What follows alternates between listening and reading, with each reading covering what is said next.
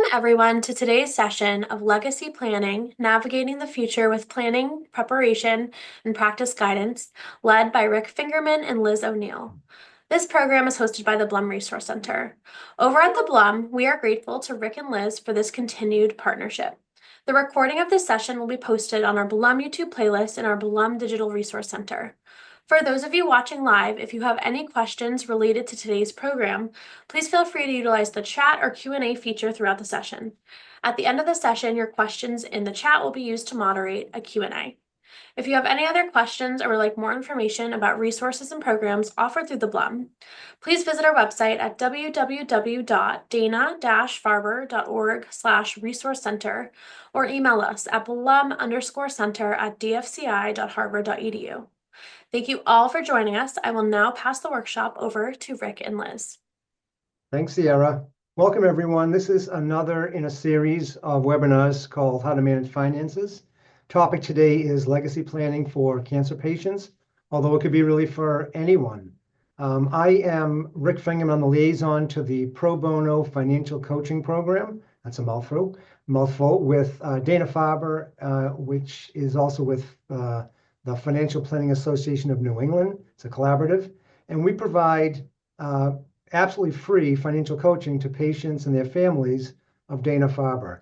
So I'll just kind of push ahead here and tell you kind of how this began. That's a younger version of me holding that little trophy in the middle behind the check. So back in 2008, actually, a trustee of Dana-Farber had a brilliant idea. What if we could offer financial coaching to patients absolutely free so that they can just deal with the complexities that a cancer diagnosis brings while maybe they're not working or taking care of a loved one or something like that. And we did a pilot program back in 2008. It was a success, and we've rolled it out. Over the years, we've helped well over 600 families to date, and we just keep going strong. Any money that we receive through awards or any kind of stuff like this, we donate that to the Patient Assistance Fund at Dana-Farber. If you don't know about that Patient Assistance Fund and you're a patient, if you meet certain income levels, there's an annual stipend that you're entitled to. So definitely feel free to reach out to your social worker or resource specialist and find out more about that program, because it's really been great. It helps a lot of people do anything from put oil in their heating tank to buy groceries or pay for parking or whatever it might be. Just a quick little disclaimer. Liz is an attorney, but I actually wrote this. This is not specific legal, financial, or tax advice. This is general in nature. If you have any questions pertaining to finance, feel free to reach out to me. My contact info is on the last slide.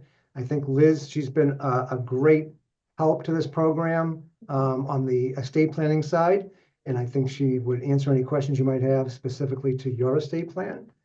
Absolutely. So, that's just it in a nutshell. That's our little disclaimer, what's going on here. So I think here we go. Why plan? So the main reason is if you don't plan, like everything else in life, you don't really have a say in what happens to yourself, your assets, or your loved ones and things like that. So it's really important to plan ahead if you can. Because if you don't, the probate court has a plan for you. And Liz will talk a little bit about what probate is in a little bit.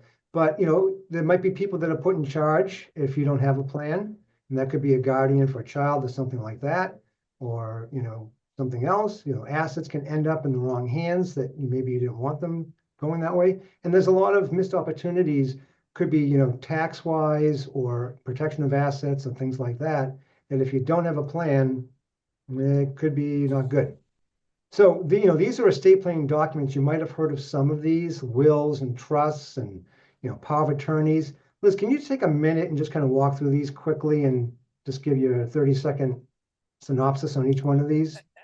Absolutely. And thank you, Rick. My name is Liz O'Neill. I am an estate planning attorney. I have a practice in Lexington, Massachusetts. And I am very happy to be here. So I'm going to just talk briefly about each one of these documents. As Rick said, some of them you might already have heard of or be quite familiar with. I'm going to, as I go through them, point out a few practical tips about a couple of them that are just important and are often, I find, the bits and pieces that people are a little confused about. So last will and testament, that one is probably one of the most familiar ones. That devises, that's the fancy legal term, everything in your estate, things that are in your estate or things that you own in your individual name that don't have a beneficiary designation. And the will does two really important things and a third important thing if you have minor children. The two really important things it does is it appoints your personal representative. That's the term that's used in Massachusetts. Executor means the same thing, and that executor term is one that I find most people are more familiar with. But personal representative is the legal term that's used now in Massachusetts since about 2012. So it appoints that person. The second thing it does is it tells that person what to do with all the things that you own in your estate that don't have a beneficiary designation, that aren't in a trust. So it's anything other than that. And if you have minor children, it also would appoint your long-term guardian. Wills go through the probate court. Sometimes, and this is one of those misconceptions, people will think, well, because I have a will, I don't have to go through probate. And that's not true. Wills have to go through probate and be verified and approved by the court in order for that person, that personal representative that it designates, have the proper letters of authority to go about and handle the assets in that estate. Okay, revocable trusts and irrevocable trusts, those completely avoid probate altogether. They're really useful, very wonderful legal tools for different purposes. Unlike probate, which is a public process, and I can touch on that in greater detail, and for that wills go through, trusts don't go through that at all. So they're very private. And they streamline administration. So as soon as someone is either incapacitated or after they pass, a successor trustee can step right into the shoes of the person who set up the trust and manage their assets on their behalf. Irrevocable trusts, they're a bit more specialized. There are a few different types that are quite common. Probably the one that's most common as it relates to medical issues and care, or ones that are designed specifically to try to protect assets from a Medicaid or Mass Health lien. And those are, a tool in the toolkit that some people find favorable depending on their circumstances. Special needs trusts, those are created for people that are disabled. So they can either be created by operation of a trust, or if there's someone that has been determined disabled and, like, say, for example, is receiving SSDI, a special needs trust is a very useful tool to be able to pass along assets to that person in a way that doesn't disqualify them from the other benefits they might be receiving, government benefits that are needs-based. So if someone were to come into an inheritance just straight without it being in a special needs trust, it might kick them off of benefits that they're receiving otherwise. That would be really unfortunate. So a special needs trust is a specially created trust that's meant to keep that person still receiving those benefits, but allow them also to have a special needs trust for those other assets. They still have access to them for their supplemental or special needs, but it doesn't mess with the other benefits they're receiving. Durable powers of attorney, I find those are pretty well known what those are, but let me just clarify a few things. So first of all, it's for financial control of the person who creates a durable power of attorney is designating a person or persons who have a fiduciary control over their assets. So bank accounts, investment accounts, also things like mail, safety deposit boxes, your car, Social Security, retirement accounts. This is a person that is designated that can step right in and manage things on your behalf. It is only, though, valid or legally useful when you're alive, when the person is alive. As soon as that person dies, the power of attorney is extinguished. It loses all legal muscle and force. That is often a misunderstood concept.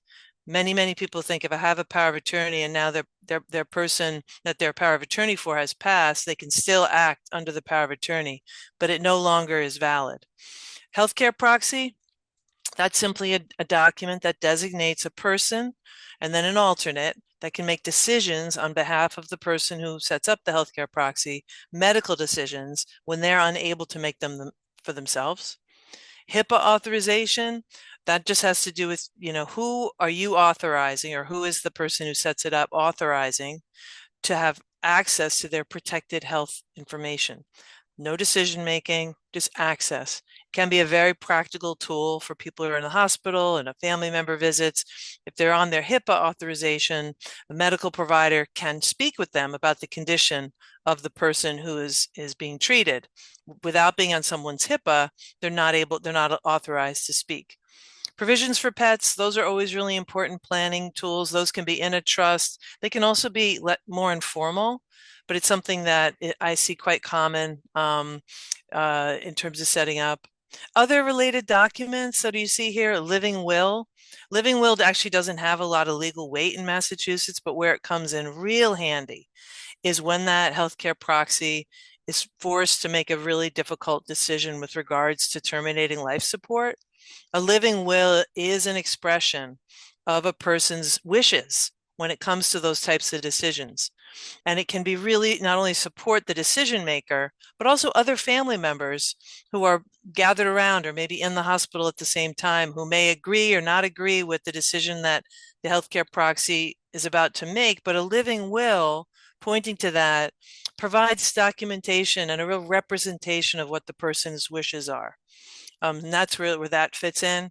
Other types of directives, now these are non-legal. You can't go to a lawyer to have a MOLST or a DNR. A MOLST is an acronym for Medical Orders for Life-Sustaining Treatment.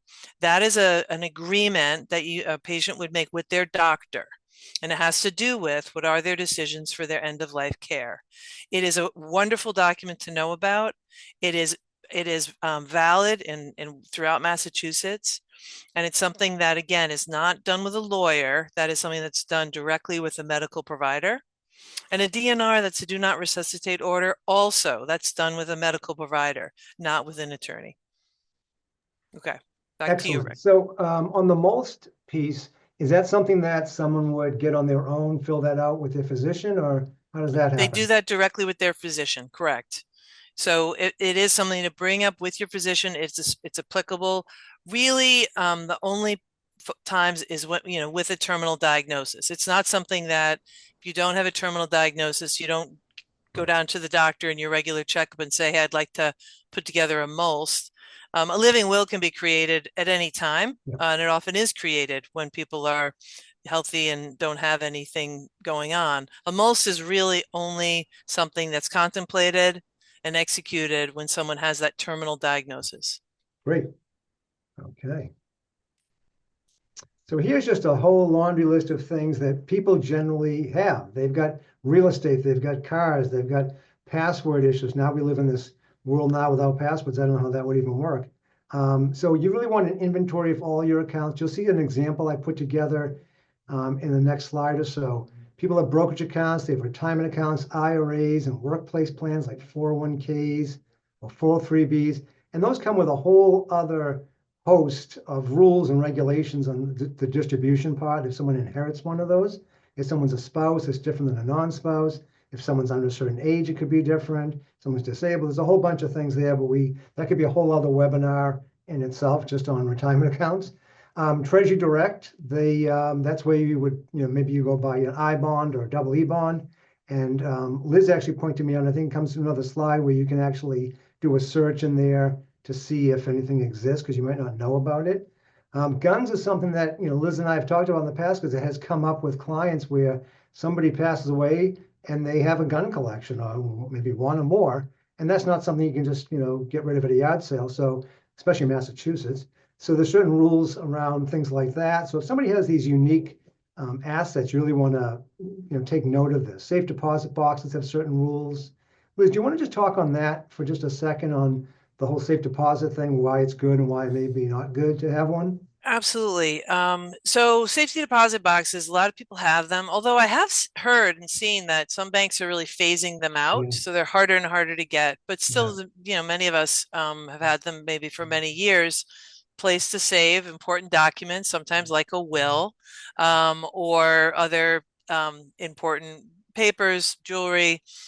So the trick about that, though, is if they say that the safety deposit is storing the will, in order for someone to get access to that safety deposit box, they actually need the will in order to get the access to it. So it can become this real bad loop But what you can do about it are a couple of really important things. One is if a safety box, you can add a co-owner, a co-signer on it. So what I always recommend to my clients who have them, first of all, I do recommend don't store your will in there, put it somewhere else safe, and make sure your people know where it is. Secondarily, you want to hold on to your safety deposit box, bring a trusted person, can be a adult child, a best friend, bring someone with you to the bank and add them to the signature card on the safety deposit box. That way, if you're incapacitated and need to get access to that, someone needs access to the box, or after death, that co-signer will be able to go and get access to the contents, and not have to go through a court process. It is the one thing, along with cars, which I think we'll talk about in a little bit, that even for those that do really robust and sophisticated and thorough planning, they can forget about the safety deposit box, and that can trigger a probate if it hasn't been planned for. But again, the quickest, most practical fix is to add a co-signer on the safety deposit box. Great. And online photos, we all have a zillion photos. I know on my phone, I've got so many, I can't even keep track of them all. So that's a whole other different thing if you want to make sure that people have access to those. There are things that you could do for that. The probate process is something, I'll let Liz answer this one because she deals with it more than I do. So just briefly, I know probate gets this bad rap, like, oh my God, you got to avoid probate at all costs. And sometimes it's not that bad if someone has a small estate. Is that correct? Yeah, I do think that probate is a process that, many people do seek to avoid it, and it's often misunderstood. So let me explain what it is, why it exists, and what it involves. It is a court monitored process, basically to put in place a system so that there is a vetting of who has access to the decedent's assets. So that someone couldn't just walk down with a death certificate and a copy of a will and say, my brother passed, or my friend passed, or my spouse passed, and I am here to get the assets in their bank account. The bank will be very sympathetic and say, so sorry for your loss, but they'll say you need to go to the court to be appointed. So the process there is, again, to ensure that someone can't just go and access accounts without being sort of vetted and without the court to approve that person's appointment. The part of the reason why people don't like it, or why it's cumbersome, is a few. One is it's public. It's a public process. Everything that's filed with the probate court, anyone could right now find and click and go see. I promise we're not going to do that, but if I opened up my laptop, and it's not because I'm an attorney, it's just because I actually know where to click, and we can go look at the probate docket in any county, find a decedent's name, and read their will. A lot of people don't like that for privacy reasons. And I can tell you there are also third parties that are mining that data and that will solicit from beneficiaries in terms of, oh, so-and-so's died, I really want to buy their house, or, whatever it is. And that type of exposure to that level of public awareness is often unfavorable, and people don't like that. So probate is public. The other thing about it is it takes time. So after someone dies, anything associated with their social security number will get frozen. Now that's not true of joint accounts. Sometimes joint accounts will get frozen, but for just a short period of time. You don't have to worry about probate for anything that's a jointly owned account. But for anything that's only in an individual's person's name, and if they die, the Social Security Department, as soon as that death certificate is issued, will freeze that account, and you won't be able to access it until the proper person's been appointed by the probate court. And that period of time can be very stressful. Bills are piling up, people need to get paid. And it just, even though no one's about to foreclose on a house, into those circumstances, it still feels horrible. You've just lost someone that you love, and now you can't get access to the bank account to pay off the bills. And usually it means someone's got to come forward, some family member, and help pay for things in the meantime, which isn't always available. So the time frame varies. It can be on the short end, 6 weeks, and that's everything went smoothly and there were no extra hoops or bumps, or the court was very favorable to the filings, and it can take up to 6 months. So during that period of time, and 6 months is rare, by the way, that is a rare outlier, but 6 weeks isn't. So that can still be an unfavorable amount of time. So probate, court monitored process, it's public. It takes time. You can do it without an attorney, but most people hire an attorney to help them navigate through it. And the last thing I'll say is there's also a publication typically. Now, Rick mentioned small estates. There is a process in Massachusetts for small estates. It's called a voluntary administration. It's still a probate, but it's not as involved. And it's for estates with assets less than $25,000. Sometimes if it's that safety deposit box or a car that just fell under the radar, a voluntary administration will suffice, but not always, because sometimes banks don't believe it has enough authority in order to get access. And banks are different. It isn't a one size fits all, unfortunately. The rules that Santander follows are very different than the rules of Bank of America. And the rules at Middlesex Savings Bank are different too. So banks are a little funky in that way. And that also creates frustrations and anxiety as we go. So I'll pause there. Rick, was there anything else on that you? No, Okay. that's great. That's Great. perfect. So, now moving on to what assets actually go through probate, it's really based on how an asset is titled, or if there's a beneficiary named or there is not. So anything in one name, like Liz pointed out, generally goes through probate. You could avoid that, having something in one name, by adding what they call a TOD, or transfer on death, or a POD, a payable on death. And that's really like adding a beneficiary. So it avoids that probate issue. It gets that asset to that individual that's named a little quicker. It's, generally the way to go if you have to have an individual account for whatever reason.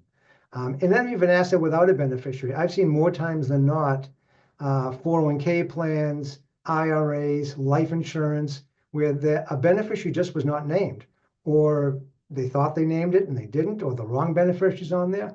Well, if there's no beneficiary name, that asset will go through probate. So you want to be careful with that. And trust, we brought up living trust or revocable trust, which is kind of the same thing, or even irrevocable trust. You can set that up. Liz just told me a story today. This happened. Someone set up a trust. I think they did it themselves, but they didn't retitle their assets into the name of that trust. So it really did no good at all. So you want to be really careful on all those things. So here's, Can I just add, Rick, one Sure. quick thing? I won't tell that story, but something about the beneficiary designations, especially on retirement accounts. What Rick said is 100% true. If there isn't a beneficiary designation, it gets payable to the estate, which will trigger a probate. The other thing that has come up recently for two of my clients is a primary beneficiary was named, and it typically is the spouse, and in this case it was, but there was no contingent beneficiary. So after the first spouse died, the surviving spouse went through obviously a really difficult time, never updated her own beneficiary designation on her retirement account. And there was no contingent named. So that now is creating a probate. So check your beneficiary designations. You want to make sure there's a primary. And again, for married couples, that almost always should be your spouse. And have a contingent beneficiary listed. Okay. Yeah, and that can play in if a couple is, let's say, traveling together and something happens to both of them. Well, the primary beneficiary is gone. Now the contingent beneficiary, if there's not one named, like Liz pointed out, then we've got a probate issue because it gets paid to the estate, and then we start all over again. So things that subject to probate, bank or investment accounts, again, if you do not have that TOD, the transfer on death or the payable on death attached to that, that's going to be going through probate. Stocks or bonds, whether in a brokerage account or held at some other kind of place like a computer share, that could go through probate. Vehicles, this is a little tricky. Maybe we have a few minutes, we'll talk about these, but like if someone has a car, business interest, that could go through probate. I had a client last year that had a long-term care insurance policy that had a rider on it that if you didn't use it for long-term care insurance, it actually had a death benefit attached to it, but there wasn't a beneficiary, there wasn't actually a way to name a beneficiary on it. So it actually went through probate because it was a sizable rider because the woman had it for like 25 years.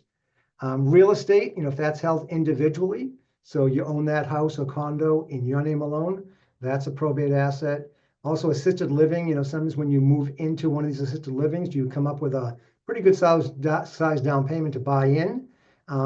Same issue there. And then, other property and personal things, so you want to look at really kind of everything. And even if you think those beneficiaries are on there, It's, with our clients, every year we do a beneficiary review. Sometimes things change. They might have a child that they want to give more or less to, or sometimes someone passes away, so we have to update things. But we always want to kind of push for life insurance or 401k companies, because if you call them up and say, is there a beneficiary on my 401k, they might just say, yeah, but you don't know who it is. You have to really find all that out and just double check all that. So here's some assets generally that are not, and Liz and I will kind of like piggyback on this, but these are things where they're not usually probate assets, because life insurance, again, as long as the beneficiary is named, and retirement plans, as long as the beneficiary is named. And, Liz pointed out that generally a spouse is a primary beneficiary. There are real kind of tricky rules around IRAs, 401k plans, 403bs on the beneficiary side. For an example, again, this is a whole other webinar, but if a spouse inherits an IRA, let's say from their spouse, and they are not at their required minimum distribution age, which can be anywhere from 72 to 75 now, they can leave that account alone until they're, let's say, 75. If you leave that, let's say, to a friend, they might have to start taking that money out the following year. So there are a bunch of different rules. You really want to be careful to make sure that beneficiaries are named and the correct beneficiaries are named for the correct type of account. Pension funds, that's a whole other area. Jointly, owned assets. So something held jointly. Liz and I have a bank account together. Something happens to me, it just automatically goes to Liz. No probate issue, but if something happens to her, there's an issue. Now, for our clients that have joint accounts, we kind of go one step further. We actually add a beneficiary to the joint account, because if something happens to both of them, then there's another person named. Then you've got savings bonds. Those can be kind of a pain as far as beneficiaries. So you have to make sure those are on there. And many times on bonds, I'll just throw this up because I've seen this many times over the last 30 plus years. Somebody inherits a bond, their mom passed away, and the bond says the mom's name and their name. So it's all good because now they're on there. But when they die, now it's going to be a probate asset. It's not going to go to anyone. So those bonds really should be retitled into someone else. And that can be a whole hassle too, but that's another seminar right there. Cars and boats, again, same kind of thing. And assets in that living trust or revocable trust, irrevocable trust, if they're actually retitled in that name, whether it's their house or even just a bank account or an investment account, that will avoid probate as well. Well, let's see, where are we here? Asset list and context. So this is something that I put together, and we've been using this with our clients kind of as a test, and it's become very popular because this is a document that you could actually give to a family member, because the last thing someone wants to do when someone is either disabled or passes away is start looking for stuff and saying, do they have a life insurance policy? Do they have a disability policy? Do they have a long-term care policy? Who's their CPA in case I have a question? So this is just a list of everybody. We've got Liz here as the estate planning attorney. I'm down here as the financial planner. But for example, if someone has homeowners or auto policy, it might be good to have that agent's name listed, a list of their different accounts with your account number and the phone number to reach them. Bank, same kind of deal. Life insurance with the actual policy number. This is just a number for Social Security if you need to call them, because there are some benefits there, depending if someone's disabled or passes away. Long-term care, that's another issue too. You might find out that even if somebody passed away, you'd say, well, I don't need the long-term care insurance anymore, but maybe there's a death benefit attached to that. So it's good to have all this stuff down. And then what we do is we just kind of, even though the documents might be somewhere, we just have a list of who these personal representatives are. Again, that old executor name or executrix, and the healthcare proxy, who those people are. On the next page, I think I've got a few more things. Just a little slow moving. There we go. So here's the power of attorney. This was kind of like a client that I kind of copied and changed information on, but they had a prepaid funeral home. That's a good thing to know, because now the family doesn't have to deal with that. And that funeral home knows what they wanted. So again, when you're going through end of life stuff, this is the more information you have, the better. And here's just a beneficiary list by account, so you kind of know, oh, on my IRA is my trust, for an example, because I'm a single person, I don't have any kids, but I wanted to go to all my nieces and nephews, and I did it that way. Logins and passwords.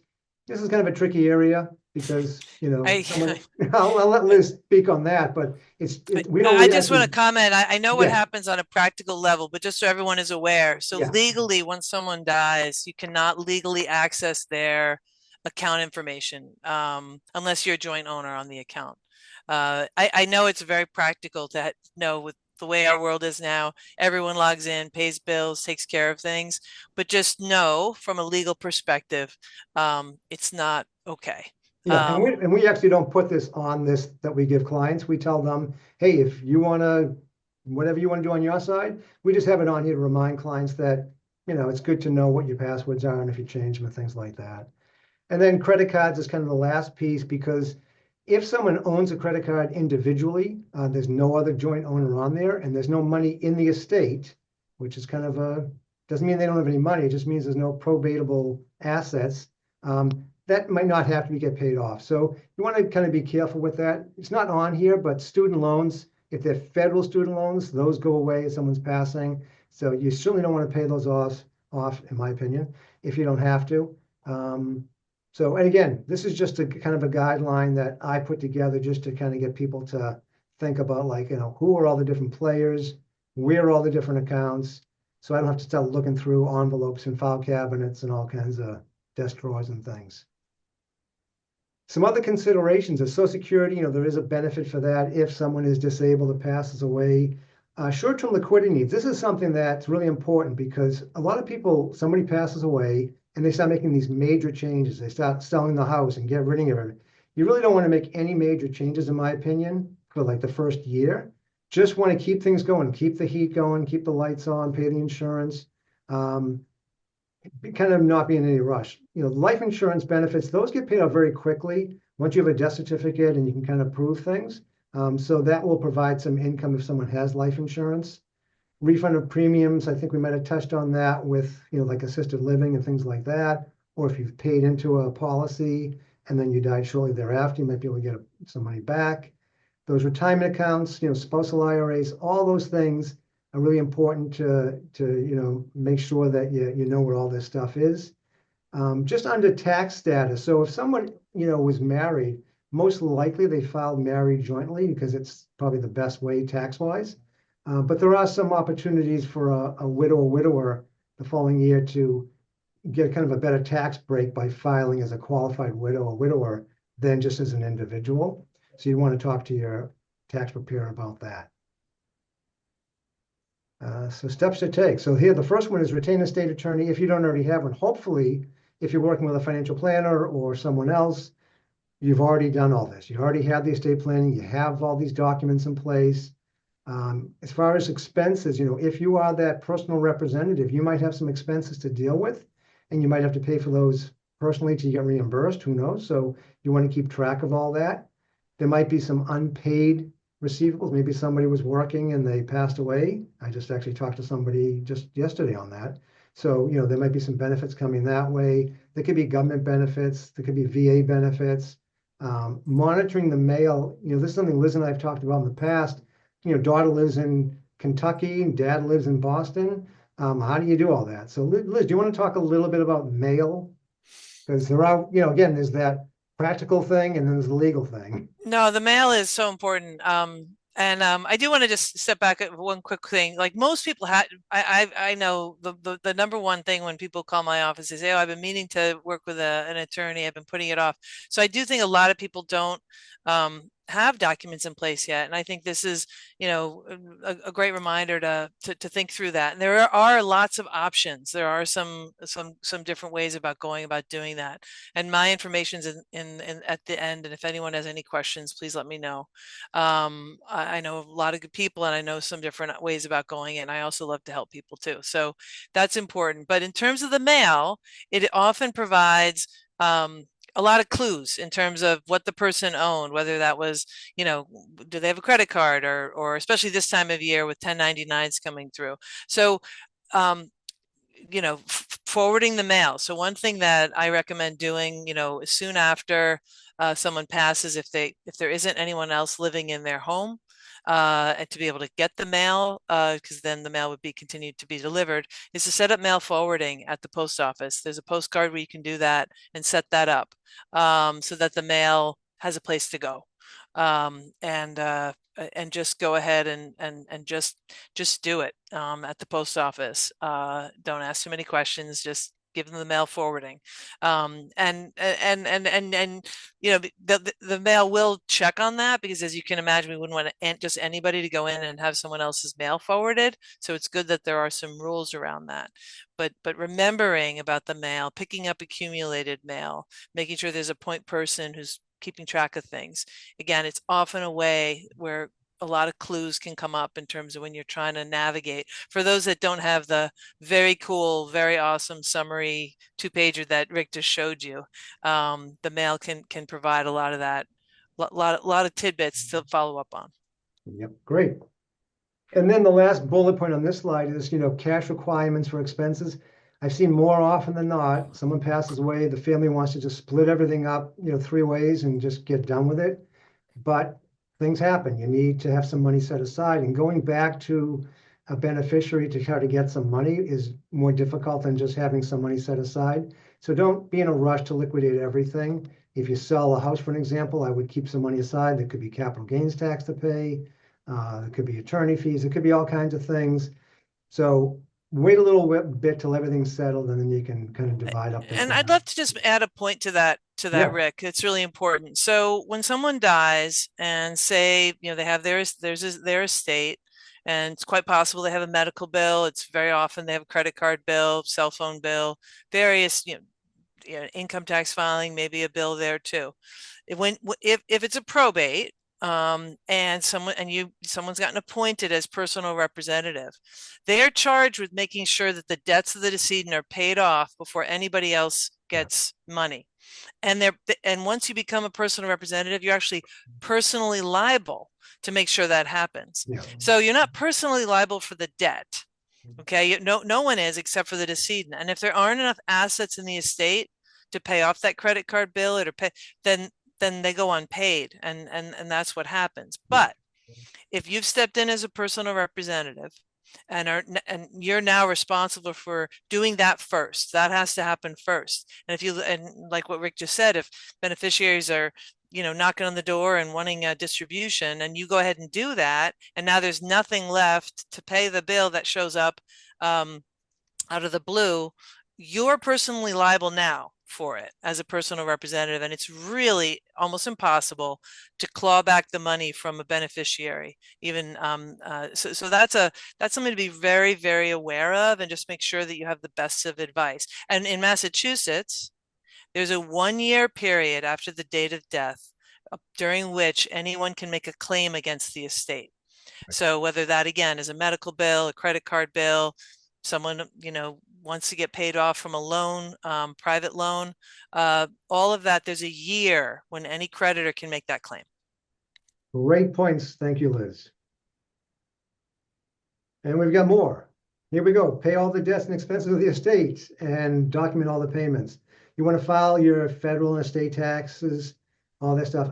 If there are estate taxes due in Massachusetts, that someone's estate is more than $2 million now, it could be subject to Massachusetts estate tax. Most people aren't subject to federal estate tax. That's much, much higher levels. Retirement accounts is, this is what I'm just saying. Be really careful on these inherited IRAs. If it's a Roth IRA, there's different rules than a regular IRA. If it's a spouse, it's a different rule than a non-spouse. So just be careful with all that stuff. Making distributions to those estate beneficiaries, I wouldn't be in a huge rush, like Liz pointed out. Let's settle the estate, make sure everybody's paid, and then that can happen. And I'm working on 2 cases now where I've got one beneficiary and he keeps calling. It's like, when am I gonna? And I'm like, a little bit longer. We just have to wait till we do a few more things. Filings with the IRS, closing letter. Can you just speak on what a closing letter is? Because a lot of people have not heard of that term. Yeah, absolutely. So it relates back to if there's a probate been opened after someone dies and the personal representative's been appointed, he or she has paid off those debts, sold the real estate, done all the things following the provisions of the will, if there's a will, or with the laws of intestacy if there isn't, and everything's been squared away. And so, and over a year has passed since the person died. A closing letter can be filed, a closing statement really, with the probate court that says everything's wrapped up, all done. And that releases any liability that that personal representative took on by playing that role. So it is a dotting I and crossing T type of thing. It's recommended. I do it for all the estates that I am hired to help administer. And it's something that comes at the end of everything. You don't close it until you're sure. So, I recently had a client who found this was 2 Christmases ago, in the wrapping paper drawer, over $100,000 worth of U.S. Treasury bonds. Rick mentioned those earlier. A lot of people have them. They're not necessarily as popular now, and you can't get them in paper form anymore. But back in the mid-century, and I know when my kids were born, they were a popular gift. And so this person had over $100,000 worth of Treasury bonds hidden in the wrapping paper. That estate had already been closed, and it had to be reopened, which again, not a huge problem, especially when the payoff was going to be significant enough it was worth it. But that closing letter really shuts down that personal representative's responsibility and says that the estate is closed. Yep. Great. I think we're nearing the end here. Let's see. Here's just some resources that I put together. This is called 5 Wishes. It's agingwithdignity.com. They actually send you a free booklet so you can kind of fill out what your wishes are. It's a nice little place to kind of start thinking about stuff. And, I believe that this webinar lives on the Dana-Farber site. Sierra will probably tell us exactly where that is.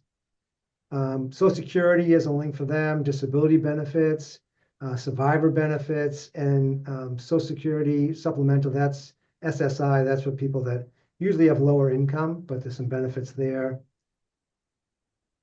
And then Medicare over here, Medicaid, these are again for people with limited resources. Veterans benefits, there could be benefits there. Treasury Direct, this is the thing I mentioned that Liz turned me on to, where you can actually look for, savings bonds and things like that you might not know if they exist. But again, those old paper bonds, people have them all over the place, lose them, whatever. I've had a couple that I thought I had, this is going back, 30 years ago, and found out that I cashed them in, but I didn't even know. Finding money, this like finding Mass Money is one for Mass, but this is for all states. And you just put in your information and it'll give you a list of, doesn't tell you always how much exactly that you have. Could be 35 cents or it could be more, but it's worth looking into. Free money is always good.